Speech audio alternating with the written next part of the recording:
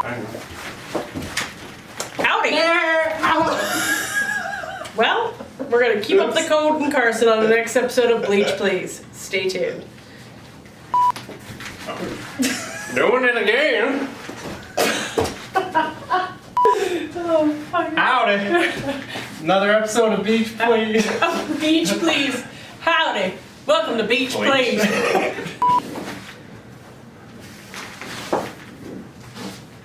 Grab your partner, turn around. Welcome everyone. Next episode of Bleach Please is here. This is Karson, our lead developer. This episode we're going to talk about the technology behind SalonScale. So go ahead, swipe up to find out more. Is it worth it? Let me weigh in. Is your biz out here trying to make it? Are you charging out your color fees? We'll have you saying at the end, Bleach please. Hey everyone, and welcome to this episode of Bleach Please. Obviously, we've got someone new here, and this is Karson. He is our lead developer. So yeah, howdy, right? Howdy. Cheers. We're gonna match. We're gonna discuss some stuff. The first thing we want to do is, let's talk about Karson. Let's talk about your journey with SalonScale. How did you even find SalonScale? And let's talk a little bit about what you do here. Right now, eh? Sweet. Straight into it. Let's do it. All right, let's do it. So I guess I met you at the gym. I met your husband Ryan at the gym, and that is where I heard about the company. I don't know. Do you want more backstory? Let's talk about that. That day was super funny actually, because we had to go in the circle, remember? Yeah. And we had to introduce ourselves. Oh yeah, you don't do that anymore either. No, you don't do that. Okay. No one talks. You're not allowed. But anyways, continue on. So yeah, so Ryan was basically, I don't know, maybe you, who knows, but was looking for someone to start tweaking their app. They just got done from a different company. And so I said, yeah, I'm available and I could help you guys out with that. And that is where it started. It's true. Do you remember too? I also remember Karson, because he was like, I'm a developer. I was like, whoa, I need some help. I also want to say, for anyone that's non-technical, I feel like anyone that's like, I know how to work with computers, you're like, I need some help, let's do this. But I think the cool thing about Karson was right away we had a friendship and a relationship before anything. And then do you remember when I was like, we need to meet at Starbucks? We need to And then we went, hey, also Starbucks is not sponsoring this, so let's edit that one out. Just kidding. But let's talk about Starbucks. Let's talk about that conversation. Because from my perspective, that was so intimidating. Because interviewing someone for another side of the company that you need, that you have no clue how to do anything. Yeah. Let's talk about that moment. It's funny, all I remember is kind of just your drive, I guess. No, there's a better word, but whatever. But you pitched me on the vision, and I was into that vision, and then just the way that you've kind of behaved and treated people, I was like, ride or die from there, and it's kind of been that way ever since. But it's funny that you talk that you were worried interviewing me, because it's so, you don't think about that as the person interviewing, because it's like, oh yeah, I'm just gonna go talk to this person about the thing, but it's kind of like, oh, I'm intimidating, so that's pretty wild. So intimidating, especially with a cowboy hat on. I think we both can agree that honestly, that conversation was so much less intimidating when we had it. But I think that what was really cool was when you're developing a product or you're wanting to step in an unfamiliar area, it's so neat that we could just be real and have a conversation about what that took.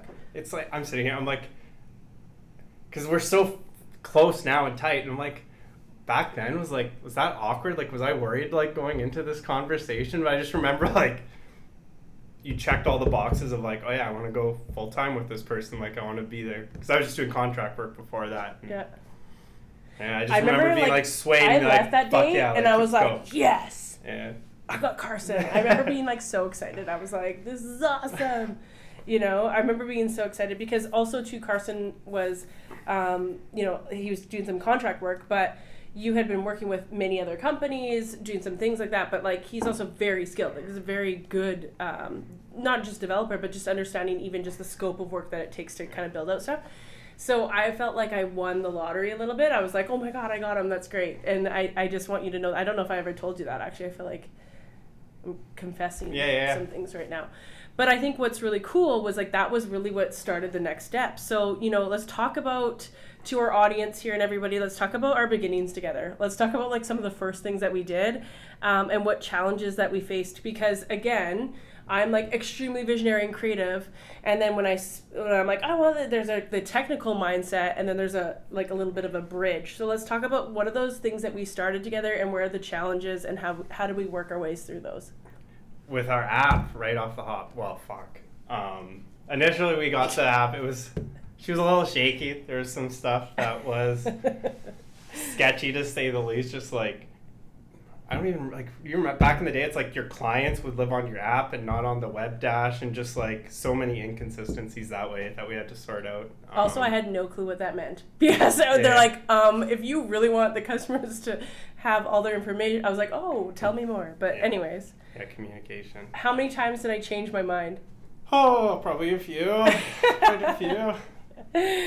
Did you feel like I was able to articulate what needed, like, did you feel like times where you wanted to tell me this, like, hey, just buzz off for a second? Yeah. A little bit. Well, sometimes it's like once you know the vision, and I don't know, maybe not everyone can deliver against it, but it's like, okay, I know where you want to go, let me take you there. But sometimes it's like the steps, it's like, what is it, paint by numbers? Yeah, it's like, you're like, well, I don't like numbers 3, 4, 5. I'm going to like 10, but then it's like trying to like see it through the whole way is stuff that we've had to learn to communicate on a bit better. I also think we had to learn that we, like, the way that we solve a problem is completely different. My first solution is like, how does it look? How can I sell this thing? And then yours is like, okay, great, but like there's also all this stuff that takes to be able to get to that level. And I think it was just like really understanding like what was the most important thing to kind of like focus on right now, and then to like connect that to the bigger problem, the bigger vision, was something that took us a little bit of time. But I think having an open and honest conversation about what that was, I think that's what really allowed us to like connect and be able to scale it out from there. Yeah. No pun intended, scale. Okay, so let's kind of go to my side of things and my world, which is we're going to play a little game. Oh, okay. And also my hat is too hot, so I'm going to retire that because it's too hot. But we're going to talk a little bit right now about the game called Beneath the Foil. Beneath the foil, beneath the foil, we're gonna expose ya.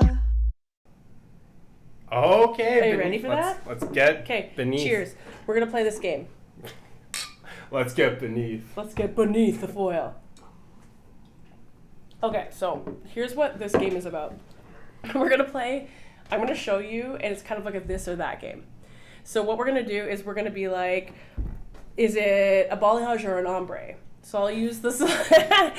But like he doesn't give himself enough credit. Like, his fiance is very, very, on top of social, on top of all this stuff. And like he's in her videos all the time. He's great. So you're going to know a lot more than the average. But let's kind of see and test what you're going to say. You ready? This is going to be great. So the first, Yep. You're like, yep. Okay, the first one, I'm going to show you a picture. Okay. And I'm Shadesy cute. Probably. I don't know. We're going to say, is this a balayage or an ombre? Okay? Ready? Balayage. Fuck, he got it. Fucking hell. I'm just swearing up a storm here. Okay, next one. Highlight or low light? Oh my word. Highlight. You know what? This is kind of a trick one because it's kind of both, but it's more of a low light. How do you determine? Let's think. Does your eye go to dark things or light things faster? Like saw the midsection So blondiness. did you see this depth right here? I didn't notice the depth. Oh my god. I didn't notice the depth. I noticed the depth. Okay. It's So and that's what determines between highlight and low light. A low light, yeah, is gonna pop a highlight. It's kind of a trick question, but I think they emphasized the low lights to pop the light out. Right. Okay. Also, because the dark is absorbing, light is reflective. So if you look at a photo into the hair and you're absorbing the color, that means they focused on the depths of that hair color. Sweet. Whereas if it's something that's coming out at you, like it's brighter, that means they probably did more like highlights than lowlights. Lesson learned today. Now you're going to be a hairdresser. All the stylists are just Yeah. like, next question, Karson. I know this already. Here we go. Okay. Then I'm going to little thing. Is this platinum or gray? That's platinum. He won on that one. It is platinum. It is. That's where it's going to be like the dress. It's like, is this Yeah. I don't know what color, blue or gray? It's Yeah, like, right? wow. You're doing really good, actually. He's pretty much got all of them right. Last one. This is why you are great to work on our product, because he knows this stuff. It's great. Last one is kind of fun. If you could name this color piece. So I'm going to show you a picture, and if you name it, what would you call it? Unicorn. Oh no, actually that's like bubblegum ice cream, I think. This is called bubblegum ice cream? Yeah, it looked like a unicorn. All right, friends, go ahead and request your bubblegum ice cream next hairdo. Okay, that was awesome. That was great. I feel like you did better than most, so that was really good. Thanks. And then also, I just want to Kate, you are creating a product every day for a very, very dominated female-heavy company and community. Like our customers, majority of them are female. So, does that change any of your mindset? Like when you go into building stuff, do you think about is there a difference between a female and male brain when it comes to that stuff? Have you thought about any of that kind of stuff? I guess I try to think of myself. Like I said, it goes back to the education piece. So it's just trying to teach someone to do the thing. And I guess there I don't see it as much. And we rely on more, it's the visual appeal you can kind of say a bit is stuff that we want to bring in.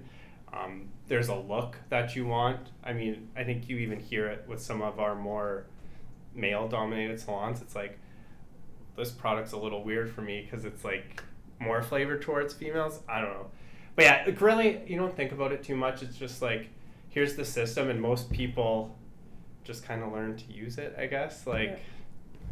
I think it's I've learned this a lot more too, is that a lot of you guys watching this, we are an industry that makes hair beautiful every day, makes people feel beautiful every day. So it's weird for us as a tech company because most companies work on small slice and change, whereas we have to put a stronger emphasis on the beauty of our technology, which is so weird. Yeah. And it's almost harder. It almost puts barriers to move faster, and we want to release that faster, but it's almost it's weird that we had to put a little bit of the icing on the top to make it release sometimes. But moving into the conversation about this industry, the salon industry, what I would love to ask you is, what is one thing that kind of surprised you about the salon industry? How driven kind of people are, I guess. I don't know.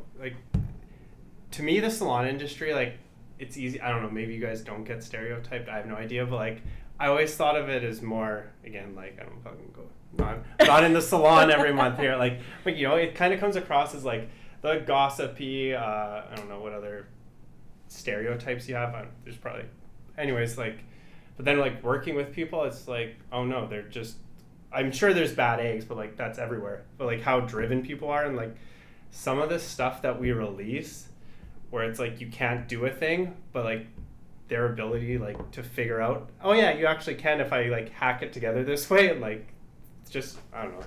I was blown away by how, I don't know, just driven and smart and intelligent. I don't know. It's easy to stereotype people, and then it's oh wait, you're actually the same as every fucking industry where there's really smart people, and this is what you're passionate about, and you're kind of driven by that. So I think that's first of all, that means a lot, because I think we do get that stereotype lots. Like, we get a lot of people that think that we're not intelligent, or we don't understand, financial literacy or business literacy, right? And so it's kind of nice to have someone who is pretty intelligent that can create software to say that the number one thing is like, is our drive and our passion, and you just said the word smart, which was like, Wow. which was really great. It made us feel. I say us because I'm just going to talk for the industry there, but I think like the cool thing is being able to translate, and if SalonScale has one little purpose in this world, is that we are able to translate the needs in a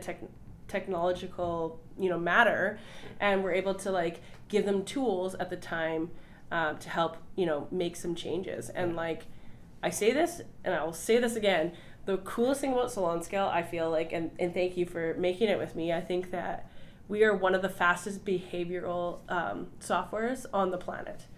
Wow. And we change the behaviors of these salon owners and stylists. Like, we are literally helping them to charge their worth, or helping them separate their parts and labor, and they're using a tool that's like actually going to help change that behavior.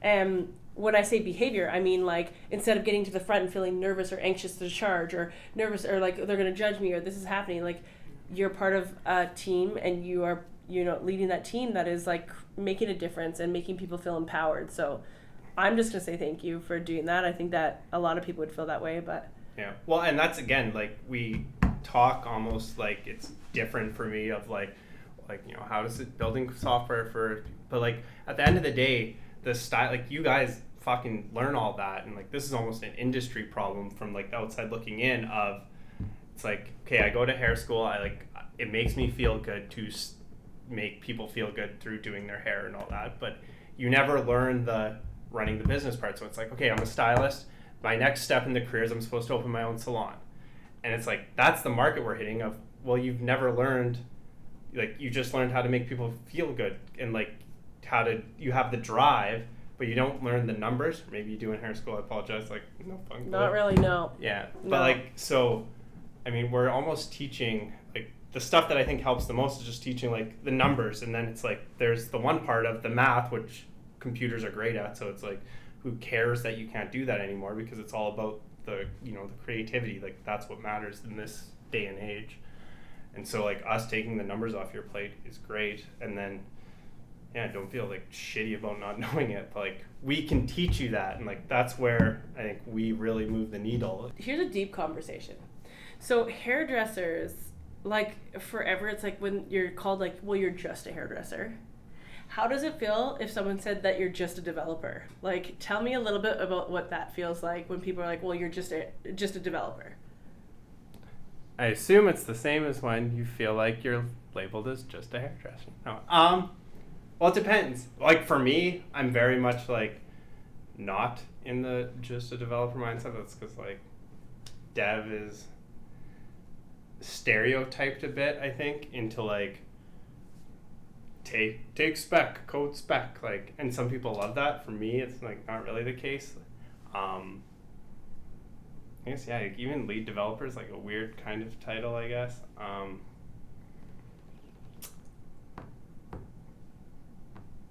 don't know. It's like, the reason I'm here is we're a smaller company, so it's like, you can F around and do a few more things instead of just like sit at your computer and type all day. Like, I don't think that's super great. And like, even, I mean, we're talking about like the way industries are changing. It's like, well, computers, like, it's going to get easier and easier to just make the thing without having to code it. So I like doing, some of this stuff is fun.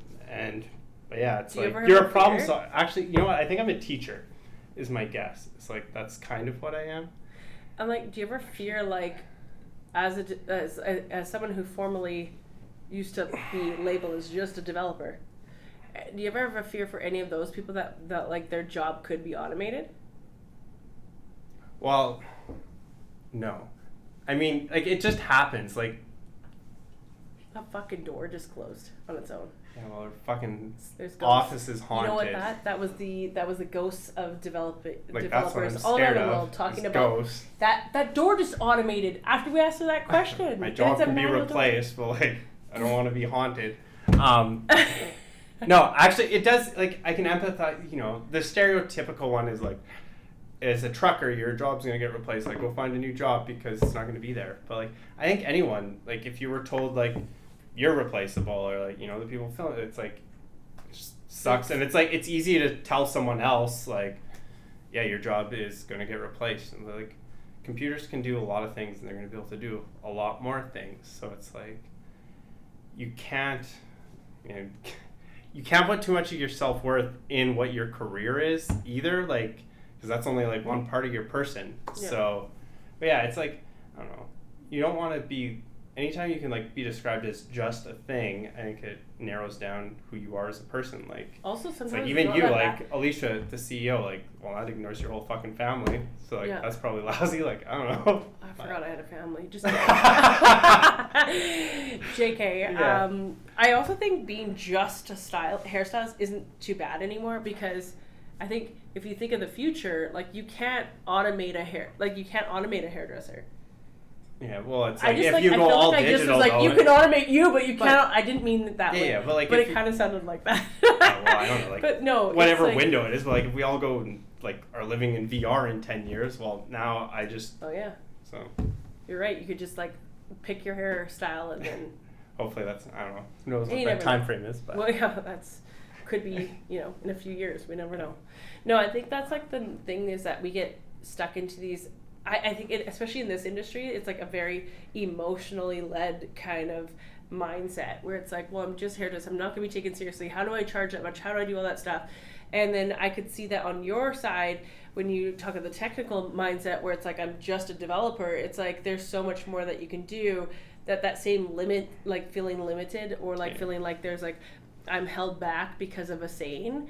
Like, I think what's important to know that is no matter if you're just a hairstylist or just a developer, like no matter what industry, like many other industries are facing the same thing. So like I think it's like what's really cool to talk about that is that, you know, we all kind of go through that in our own ways, and breaking out of it is really just like having beliefs of like who you want to be and then move your way through that. So like I've seen you do that, is like moving into that leadership or moving into that like how do I leave, you know, developers past me in a better mindset. And that's kind of like where you're stepping, and that's where I see hairdressers do this too, where it's like, you know, instead of just staying as a stylist, they like move into being salon owners, they move into, you know, building a salon with staff and then passing that on. So like it's no different what industry you're in. So I think it's just like really cool, and I wanted to kind of ask Karson about that because I think it's important to know that it's not just our industry that faces those same things and those same mindsets. yeah, well, it's like, just don't shit on yourself, like, really, right? Like, it's like,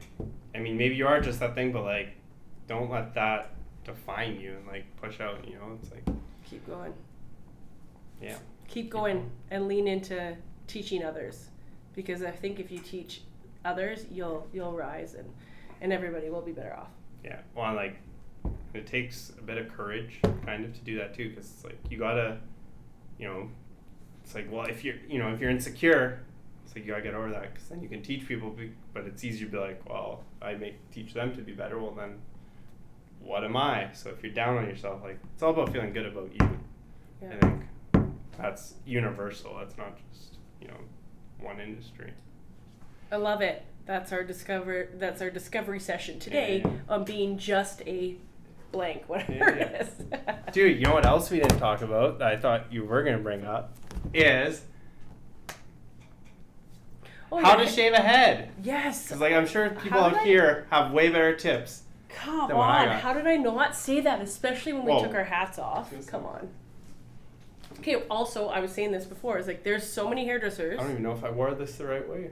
I don't think I did. I absolutely did not. Do not But hit. the question is like, okay, when I was a stylist, and I would do hair, like I would never know if someone was like shave my head. I wouldn't even know how to freaking do that without cutting, like slicing and dicing. Like I would do that. Do you straight? Like, you had the straight razor? No, I had a guard because no one's gonna trust Alicia with a straight blade. Oh, ever. you just like, do you ever use like shaving cream? No. Should I? I don't know. I've never had my head shaved at a barber. I always had a guard. But like, I don't know who the guy's name is. I apologize. I feel like could have had a shout out. Sorry if you're listening. But like, he would do like the straight blade on the neck. Yeah. So that was kind of cool. But no, like, so here's the Karson shaving technique.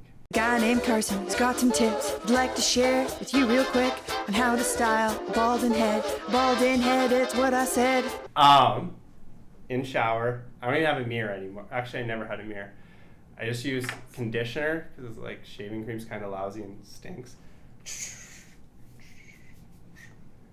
And then normal razor blade, like the face Just one. a normal one. Okay. The 5-blade one from Costco. Try to get them on sale, and then it's just like that. Do you go with the green, against the green? I don't know, like, so I'm even like shaving. Well, I don't have a lot on the baby face, but like, I don't even know. Does like the grain mean it's like if? I actually don't know. Yeah. I don't know. I Is that a think problem? usually Okay, I with think the grain. the hair, well, like. Well, the so thing like is, here's how the does it grow problem. out? It's like so it's always boom, boom, boom, Yeah. except always it's just the right hand. But it's like this spot. Yeah. It's stubborn, so it's like when you hit it like this, it doesn't always go So you down. gotta So go then you have to like backwards. go back. But like I'm assuming this is against the grain because that's like the holy shit. There's a lot of friction going on there. I wouldn't even know where to start. Like I feel like a lot of people have learned today that you have to make sure you have conditioner or shaving cream, and then also the hair probably has to be very short. Now my question to you too is this something that you have to do like every day? Every other day usually. Every Sometimes other there's day. I don't like. Do you ever notice a difference? You're like, holy shit, Carson's head's a little more. I mean, Less yes, shine? I notice all the things. No, I don't. Yeah, it's interesting. Like, but like this is one of those self. It's like I feel more confident on the day where it's like a shave my head, like fuck yeah, fresh. Whereas like day 2 or like the day 3, you're like you don't have that. But then to all outward appearances, you're like no one fucking notices this. Huh. Interesting. That's like having a fresh blowout to like a nasty fucking top knot with your like I'm all over the table. your like scrunchie that needs to be like fucking washed, but you're like, let's just fucking do this. That's Do you what it feel feels better like when you Absolutely. have your hair? Like It's when I have my hair all done, I'm like, yeah, well, I'm gonna rock today. But then when I have a ponytail, I'm like, no one's gonna take me serious today. That's So wild. I have that feeling too. So like if you go on like calls with people, it's like you'd rather Well, have your. I'd be like I need some type of like filter or something so that I can make it through this. So But hey, shave I it. to know. How I don't know if I could do much? How much would someone have to pay me to shave yeah, their head? Yeah, probably not. Probably a lot. Holy shit. I don't know. Millions? That sounds really like bad. But like, I don't know. How long would that take to grow? Like a year, 2 years to? Well, I mean, it would take a long time to grow back, and then you could use extensions, which I have extensions, and so there's that. But like, I don't know. Like, anyone that can just go right ahead and shave it, I'm always impressed. That's weird. And like you would have trouble like. I'm sorry if I'm getting too deep. Like, would you have trouble like talking to people if you didn't have your hair? This like, is a covered? raw conversation. Well, you came in here fucking just dropping know. bombs on me. Okay, I really would. I really would. Although, like, I know a lot of people sometimes don't have a choice and, have gone through, like, the worst stages of their lives. Like, I remember several of my clients have gone through, like, bad parts, like when they went through chemo and all that stuff and being there in those moments. So I feel like maybe I have a little bit of I'm more nervous because, like, being in there in those moments, it was really hard to watch them go through that. And so maybe I need to be around more people that celebrate than, like, dealing with the tough parts. Like, I think it really stunted me. And I remember when I think of it, I remember those hard moments, those hard conversations, and, like, try to make the best of it. Like, of course, like, but yeah, I think it would be really hard. And I think for me, like, it's such a comfort thing and a blanket around me. So, like, if we talk about like me just making a dare and doing it, I don't think I could. Listen, I loved it, Karson. And I think that's the whole thing. It's like it's kind of neat to know that we live in a world where people are making the salon industry that much better. And thank you for being a part of it. Thanks for telling your story today. And, there's so much more. We'll come back with more things, but if there's any new product you want, send it over to Karson. There's many cameras. Hey, camera Say hi. 3, never even looked into you. But, if you have any requests, any ideas you want to kind of run by or help contribute to planting the seed of the next generation, using technology to help empower us, please send it to us. We'd be happy to take that in and then pass it on to Karson. He can figure out how he's going to make it. But again, thank you so much for being a part of this journey, and we're excited to keep building product for this community. Nice. Yes.